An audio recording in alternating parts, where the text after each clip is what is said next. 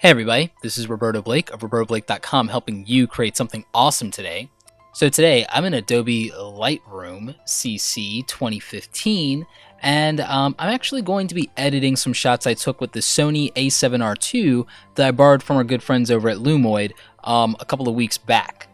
This camera was tremendous and I got some great shots. So I've actually selected 4 of these shots to edit today. I picked 4 different shots. They're completely different subjects and different things because I wanted to show you how I would approach editing different shots in different scenarios and what I could do with them. So I picked out these 4 completely different shots here, and this is what we're going to work with in today's Lightroom Raw edit. So let's go ahead and jump right into develop mode, and I'll show you what I'm going to do with these photos. So let's see, let's start with a human first. Let's go ahead and we'll start with this shot. This shot was really nice overall. I was shooting on a 24 to 70 millimeter lens with this. I wasn't in full sun, as you can see here, but overall, I do like this shot. One would argue that, oh, maybe you should have brought out a reflector or whatever. I just really like candid shots and I like natural stuff, and this was very impromptu, so I'm actually fine with this. So there's a couple of things we can do here right away. I think maybe I'll increase the exposure just a little bit, and that'll help kind of even out the lighting here just a bit. I like what that's doing. Let's see what increasing the contrast does, and again, you'll just have to play with this. I like that look. That's starting to pop and feel really good to me. I don't think I need to increase the black points. If anything, I need to pull them back to get some detail here in the hair. So I'm going to do that. I'm going to do the same thing with the shadows. Get back more of that detail. I think I can go either way on the highlights. I think we could actually push the highlights just a little bit, and that's fine. So far, this is still looking really good. I like this. It's already a lot better of an image in my opinion. So let's increase the clarity just a bit. Maybe go to 10 on that. I'm definitely going to add some sharpening later, but we'll wait on that. Saturation. Maybe I can actually pull the saturation back a little bit, and I'll do some selective saturation to really make the hair pop a little later.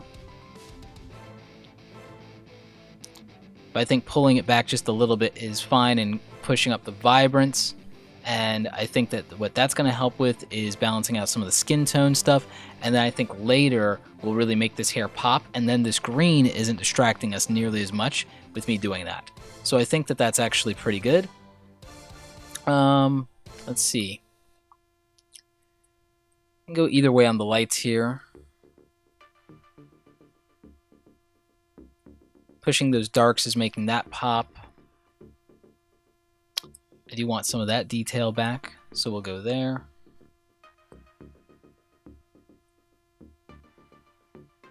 We can push the highlights a little bit. That's fine. Now we get into the saturation. You can push the saturation of that orange and see what happens. It's actually pretty good. Let's pull back some of the luminance in the yellow channel maybe a little bit in the red. Oh, let's actually push it in the red a little bit.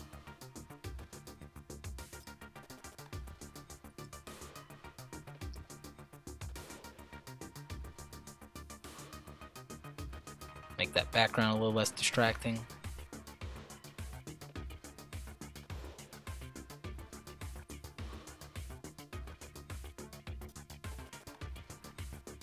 I think I actually like this better. I think I don't want to push the oranges nearly as much as I thought I did. So I do like that look. I think we're fine there. Let's push the sharpening a bit. We can push the sharpening quite a bit with the Sony A7r II and not get a lot of noise, even with this being shot at ISO 1000. Push noise reduction to 25. And I'm gonna get in a little closer just so you can see all the detail and the quality that we're getting. So that actually looks really good. This actually looks really good even with the added sharpening. Let's push that sharpening even more. Let's push to 80. And you see, we're not introducing a lot of grain here. This is the difference of when you shoot on something like the Sony A7r II, when you shoot on a full frame body that has this level of image detail and quality to it, we can push this sharpening way up there and it not begin to introduce a lot of noticeable grain, even zoomed in this much. So that is tremendous, and that's going to really impact our image. So I like what we have there, and I think that this actually looks really good. Now, there's a couple of things I could do here. I could experiment with. I could adjust the tone, the temperature just a little bit. I think I will cool it down, actually. I think it actually looks a lot better like that. So let's see the before and after. That's a big difference. That's what Lightroom lets you do as far as taking the raw file and really bringing out the best in this image. That is a huge improvement over what we had originally. It is literally night and day. You can see it for yourself. So I think that that's actually a really strong image overall now, and you can really see what we did there and what a difference it made. So that is tremendous. I like what I have here, and I think we're solid. Let's move on to another image. Let's actually use this one of my friend John Covington. He's another photographer. I took this purposefully, knowing that I was going to have to salvage this image, and that's why I chose it. I actually chose this image so that I could actually have a real challenge to work with to make this usable. So one of the first things I'm going to do to make this image interesting and usable is I'm going to convert it to black and white. You can already see that that's an improvement. Now, let's go ahead and increase the exposure a little bit. And I know that I've pushed that exposure way too far, especially since the histogram is saying that, but I'm going to make this a creative image. I'm going to really do something interesting with this, and it's not necessarily going to be technically correct to do this. It's going to be artistic. So, and you'll see in the before and after why I say that and what the impact was. So, I'm pulling back a lot of these shadows to get more detail here in the face, but I'm pushing huge other extremes here, and I'm actually going to do some fairly creative things. All right, so we've got that. And let's bring down that exposure just a little bit. There we go, we're getting some of that back. Yep, I like what that's doing. So already, you know, that looks pretty good, and that looks like something. This now looks like a piece of intentional photographed artwork that we're pushing here.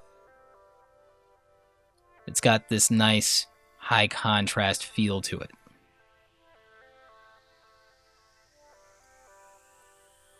So I like where this is going. And again, the beauty of it is it looks intentional now.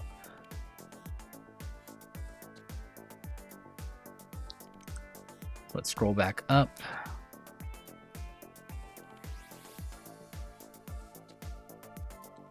All right, so there are some areas that are going to naturally look better if we darken them. So let's go ahead and address that. Let's go ahead and create an adjustment brush here. I'm going to pull up my Wacom stylus. Let's go ahead and increase the brush size to a healthy amount. All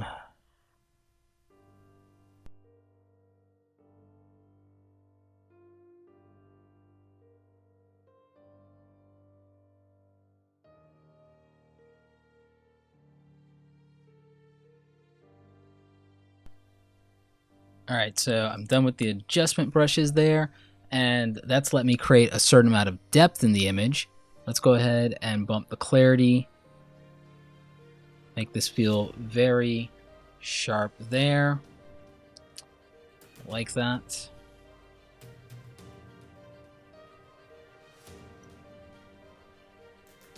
That looks really good.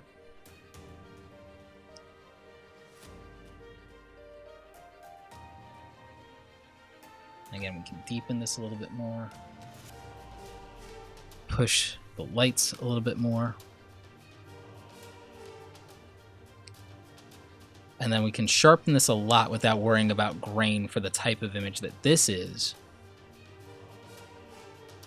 So we'll just push that and make it kind of have this really nice amount of like detail and depth with John as the focal point here. And I think that that looks really good. Let's go ahead and do a before and after.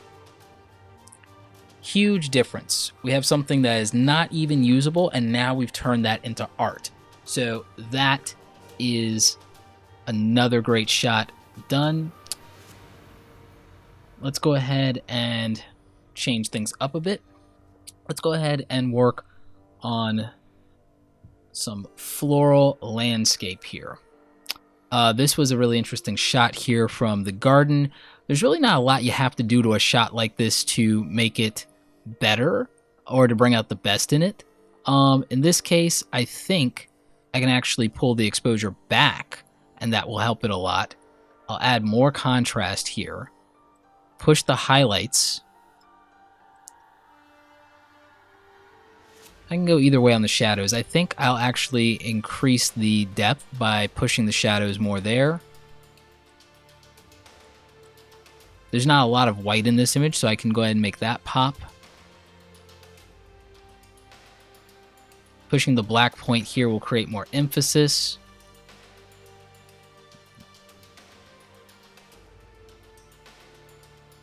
We can push the clarity here quite a bit and make this pop because we don't have to worry about, faces being grainy.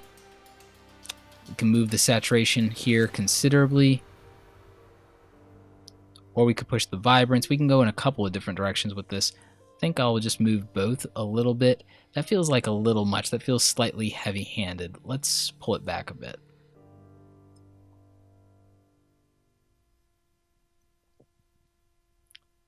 Let's see.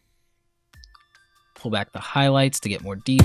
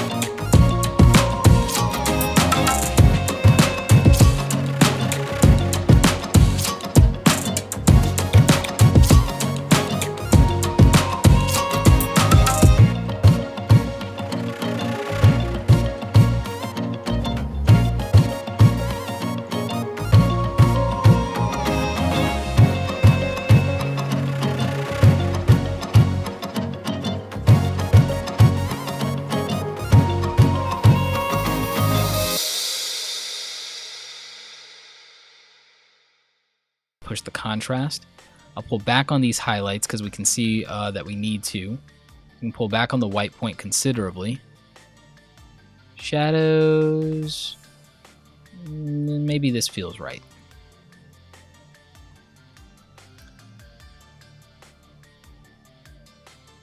Let's go ahead and use a little bit of spot removal. Nothing extreme.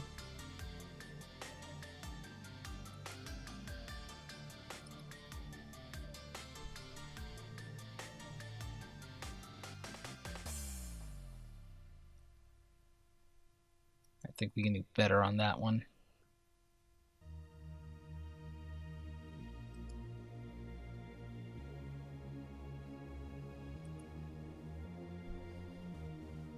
Alright, so that's not bad at all. Let's adjust the clarity a little bit. This one,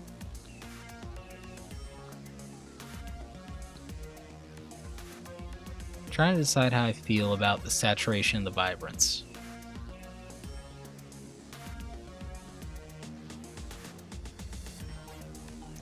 That feels about right. I wonder if this can get even cooler. Yep, that can get even cooler. So I like that.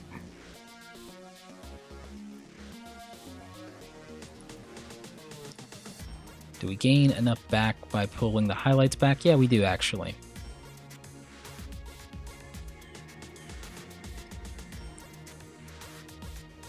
How do we want to handle the darks? It's actually not bad. Push the shadows a little bit more, like that.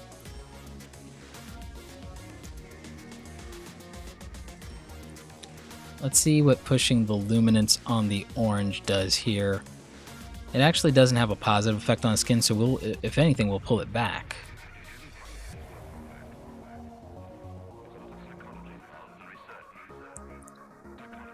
Saturation. Let's see. Subduing that a little bit actually helps.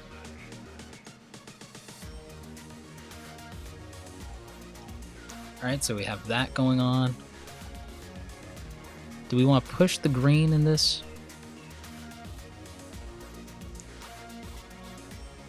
Or do we think it's too distracting? I actually like it here, that's fine. So overall, this feels really good. Let's see if sharpening does anything for this image. I think it can just make it pop a little bit more. We'll add a little bit of noise reduction in there. Let's go ahead and zoom in and see this at 1 and 3. Let that process. Yeah, so we don't have a lot of noise introduced from that. I think that actually looks really good. So we're going to leave that as is. And we have before and after. So we definitely brought out the best in that particular shot by doing our edits. So let's take a look at these. That one's before and after. That one's before and after.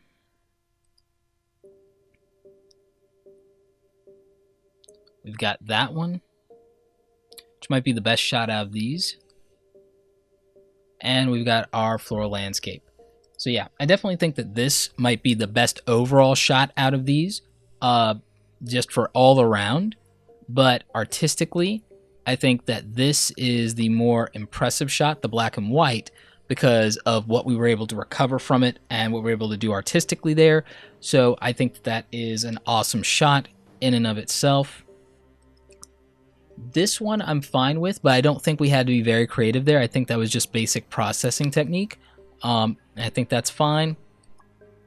This one I'm really happy with. So that's it for this Lightroom Raw edit. You have a little bit more context into how I handle my edits shot for shot with 4 different scenarios. These were all shot with the Sony A7r II, which I borrowed from our good friends over at Lumoid.com, where you can rent cameras and lenses. They are not sponsoring this video, so make sure you're just checking them out for your own reasons. If you want to borrow cameras or lenses, test them out. This worked out really well. And again, this shot, definitely something usable in the portfolio. I do like how this came out. Anyway, that's it. If you have comments or questions, leave those in the comment section below. I'll try and answer as many of them as I can. Like this video if you like it. Don't forget to subscribe. Check out the other awesome content on the channel. As always, you guys, thanks so much for watching, and don't forget, create something awesome today.